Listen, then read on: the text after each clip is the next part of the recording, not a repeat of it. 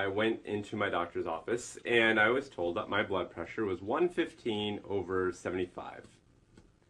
So I thought we would talk about exactly what this means and try to figure out how to think about blood pressure in general, using these numbers and this experience as kind of a launching point. So the way I think about blood pressure is I always imagine kind of a tube, and I imagine blood going through that tube, and this tube is like a blood vessel.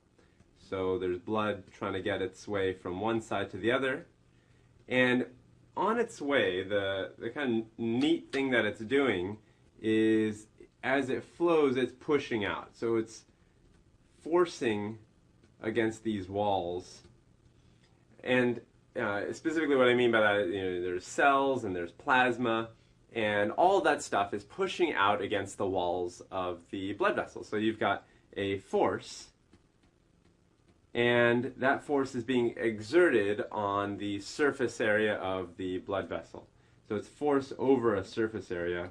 And anytime you see force over an area, you know that equals pressure. And in this case, it's a blood pressure because it's the blood that's doing that work. So this is how I think of blood pressure, specifically as those little blue arrows. And the two questions that kind of pop into my mind anytime I'm thinking about blood pressure are, where is the blood pressure being taken, and when are you taking it? So let's start with the first question, where? And by that, I mean where in the circulatory system. So you've got the heart, and it's my Valentine's Day heart, and you've got the aorta coming off of the heart, and it's got lots of branches, but I'm going to just draw one branch, which is the artery leading off to my arm. So this is called the brachial artery, going off to my arm. And usually, I'd say 90% of the time, maybe even more, the blood pressure that you're getting recorded, or the number that's being told to you, is being checked at this point. I marked it with a little X because that's kind of the upper arm, right? So that's usually where they're checking the blood pressure. And again, they're checking the force that the blood is putting on the vessel wall. So these little blue arrows.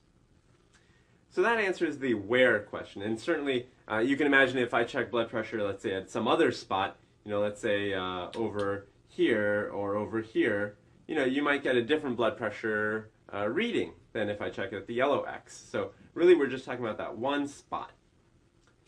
Now the other question is, when are you checking it? So for this, let me show you a little table, or a figure rather. So imagine that over time is this way, you have different recordings for blood pressure. So this will be blood pressure.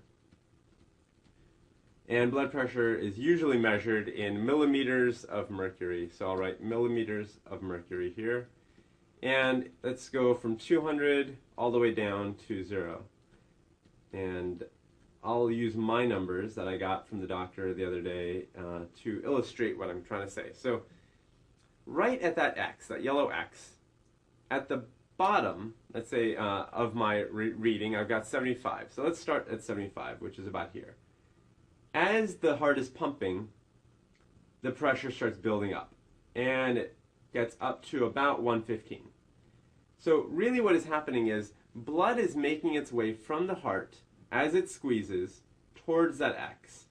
And as it gets there, the force that it's putting on the walls is going up, up, up. And as it goes up, it goes from 75 all the way to 115. So that all happens during the squeezing part of the heart cycle, and we call that systole. So this is all happening during systole, which is when the heart is squeezing down, and we know the heart is a pump. Now from that point forward, the heart begins to relax. So at this point, at 115, the heart is now relaxing slowly. And as it relaxes, the pressure begins to fall. And it continues to fall all the way out here. And the pressure gets down to about 75 again. And this is diastole. So this is when the heart is actually taking a break from squeezing and is now refilling, and we call that diastole. So I'll call that refilling.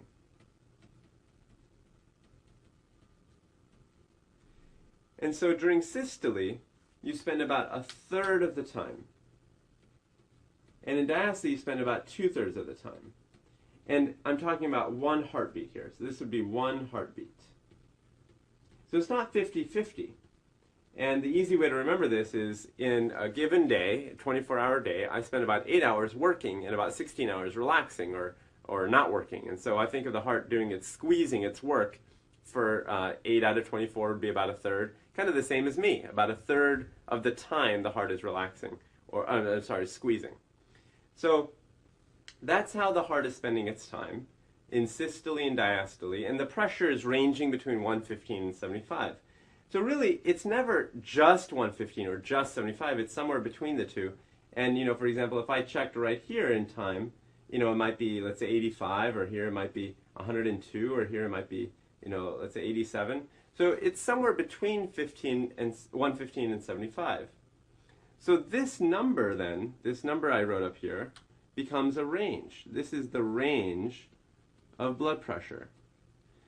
So when I talk about when, it really depends on when in the cycle you're at, and you're somewhere in that range. And when I talk about the where, we know that we're talking about a reading that's taken in the upper arm. So those are the two thoughts that should cross your mind every time you hear a blood pressure recording. And of course, the top number, 115, again, is the systolic blood pressure, and 75 is the diastolic blood pressure.